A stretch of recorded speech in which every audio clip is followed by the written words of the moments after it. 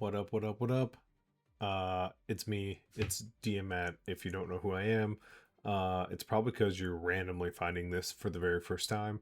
If you do know who I am, you would know I'm part of the Tavern Board, a place for people who enjoy TTRPGs, and like to play things like Dungeons and Dragons, Pathfinder, Call of Cthulhu, the Alien system, and every now and then a homebrew game, which is what we're here to talk about today. Um, it is what I'm going to show off today is from my own mind, bounced off a few real life humans, until we kind of understood what this game was. Um, I'm calling it the Push Your Luck system, but since the first game that it's going to be is going to be a Star Wars game, maybe for flavor text for that game, it should be called Never Tell Me the Odds. Let me know in the diddly doos, what you think the system should be called. Um, I want to go ahead and put it out there for sure. This is not something that we're looking to make money off of at the moment. This isn't something that we're looking for people to invest in. This is for fun. This is for people to watch and say, hey, that looked cool. Um, just so everyone knows, like I said, the first episode will be Star Wars. We all know that certain companies don't love when people play with their toys. So this is for fun. This is not for money. We don't get anything from this. We're not a big enough stream that we even get money anyways. Um, so take this system with a grain of salt. And on Saturday, which of course, being July 4th, we're going to run a Star Wars inspired game using this system. Today, I'm just here to explain what the system is. Um, so, the Push Your Luck system is a game where there are still difficulty levels. So, GM might say, hey, this difficulty is going to be like 15. Um, and that's all you get from the GM. You can have a little bit of negotiation back and forth. Say the obstacle is jumping over a vast pit of lava. Um, if your character can float for 20 feet, you can be like, hey, yeah, but my character actually floats. Um, and that is the negotiation you have back and forth with your GM. And that's the way it's supposed to be. It's supposed to be flexible. It's supposed to be fun. It's supposed to be a way for the players to flex their creativity. Um, and it's also a little bit for the GM to be like, really cool. I really like what you're thinking. I like your backstory. I like how it worked into this. I'll drop off 2 points. Um, but that's a little bit of the have fun, be flexible part. Let's get down to the nitty gritty, how the system works. When a GM says it's going to be a difficulty of 14, it is now up to the player which dice they want to roll, not which singular dice. We have a D4, a D6, a D8, a D10, a D12, a D20. It's not a singular roll, it's which ones they want to use this time. You can see the dice have its own category, but they also have a quantity per session. This is how many they have per session. You'll see that D8 is unlimited. Um, that's unlimited in the sense you can keep using them every single roll. It will be capped off at 2 D8s per action. Um, and then you have, obviously 2 D20, 3 D12, 4 D10s. That's kind of like your bread and butter one. It's actually got the best odds kind of in the system, besides a D8. And then you have a D6, you have 3 of those, and a D4, you have 2. Why does it get lower at the bottom? Because it's a bell curve. I tried to give you the most of the things you really want to use, and it kind of spreads itself out on the things you maybe don't want to use, right? D4, not that big of a deal, but also doesn't do a whole lot when you screw up. Versus the D20, it does a lot. You can really change your action very quickly by rolling a D20 and getting a 20, right? But its consequences are bad. So let's kind of slow back down and talk about the rolling and what the numbers actually mean as I take a quick sip of whiskey for the night. I just had a birthday, and a bunch of buddies got me so many different kind of whiskeys that I'm sampling them all tonight. This is a Maker Marks Year 9, something you can just get from the store, but still, I love it. So how it works, the player decide what dice they want to use and how many they're going to use. Now, each dice has its own consequence, and it has its own dead dice. So let's go over the consequence first. These are all the same across the board. It's going to be, if you roll a 1, you get a consequence. That's just the way the game works. You can see on the right side of this chart, though, the consequences change. A consequence, rolling a 1 for a d4, is a minor setback. Yeah, maybe you got pushed back a step. Maybe your shoe came untied. You know, something like that.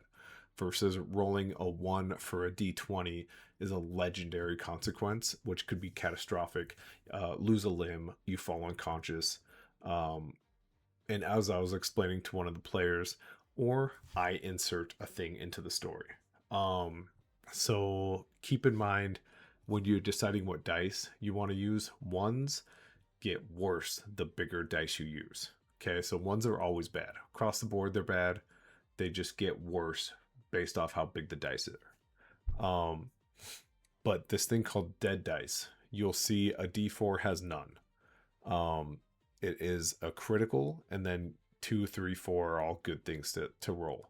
But if you look here at the d6, 1 is still critical. That's bad news. It's a complication. A meaningful setback, a small injury. You lose something you're holding on to, something like that. But then we have this little purple section, which I hope is purple. I'm colorblind. But I did like put in the code for purple. Make fun of me if it's blue. But this purple dice is called the dead dice. Rolling a 2 on a d6 does not get to add to the overall total of the dice you roll. If that's a little confusing, don't worry, I have a diagram at the bottom of this section. But if you keep looking, a d8, 2 is also a dead dice. That 2 does not count if you roll a 2, but 3, 4, 5, 6, 7, 8 all count. D10 have 2 dead dice. It's 2 and 3. So a 2 and 3 does not count on your roll. If you roll a d10 and you get an 8, good, you get 8 points, right? But if you roll a 2 or a 3, you get nothing. A d20 is the only real big jump. It goes 2, 3, 4, 5, but you also have more dice to play with. So it's kind of up to you to what you want to use and when to use them. But here is how the math makes sense, right? So we're looking at our example roll here. The GM says, hey, you need 18 to make this thing succeed. And you go, I'm going to roll a d8. That's fine. I'll roll a d10. I'll roll a d6. I'll roll a d12. I'll roll a d20. I feel confident I'm going to get 218 off of all those numbers. Here is where you got to love AI. It's not perfect. But if you roll a 2 on a d8, that does not count. A d2, as you can see, falls within the dead dice. They're at 2, so that wouldn't count. A d10, you get a 7. If you check your chart, look at that, 7 counts. So you got 7 on the board. Right here, your d6 is a 1. That's bad news. Anytime you roll a 1, it's bad news. It doesn't matter if you succeed the roll, you fail the roll. A 1 is always going to be bad. And then your d12 looks like it was an 11. So 11 plus 7, that's good news.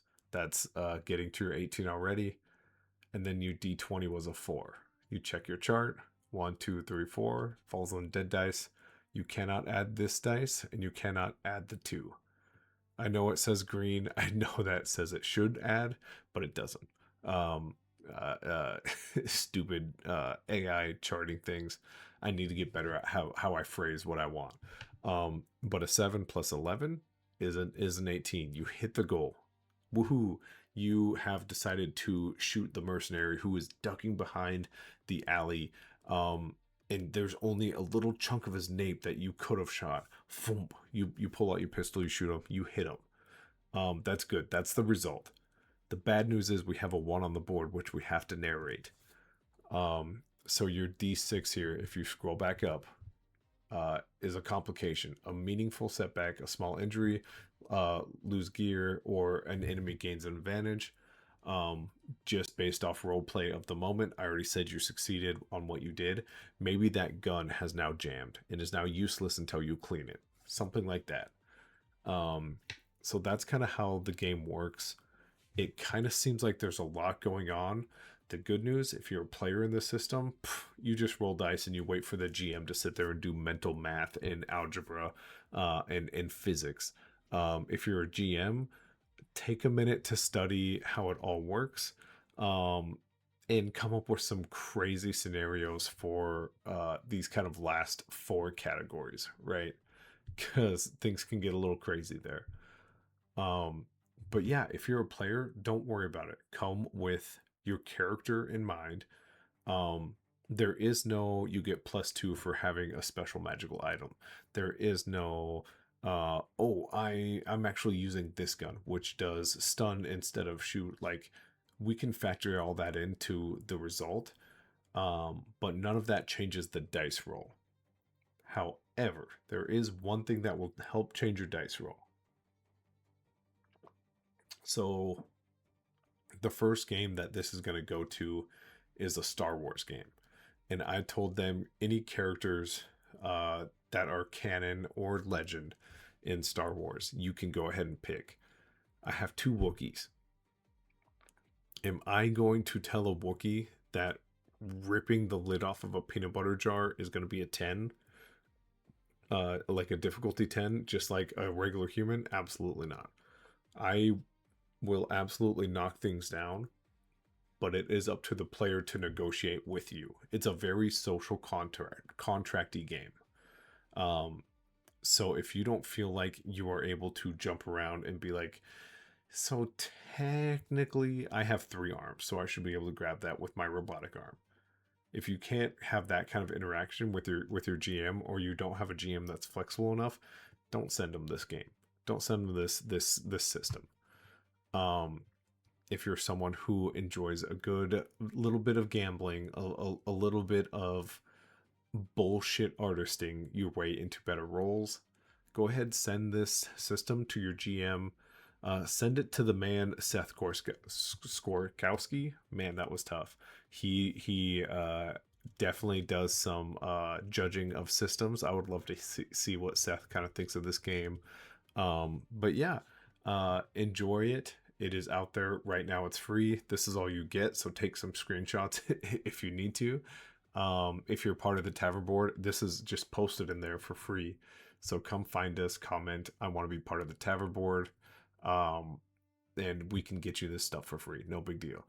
But without further ado, tune in as it says below on July 4th at 11 p.m. Eastern Time for a game that I am calling what is titled down here, The Bounty on the Jedi. It's gonna be fun. If you're a big Star Wars fan, you will know probably about halfway through, or maybe 3/4 of the way through, what I'm trying to do here. Um, I'm trying to link the new movies with the old legends in canon.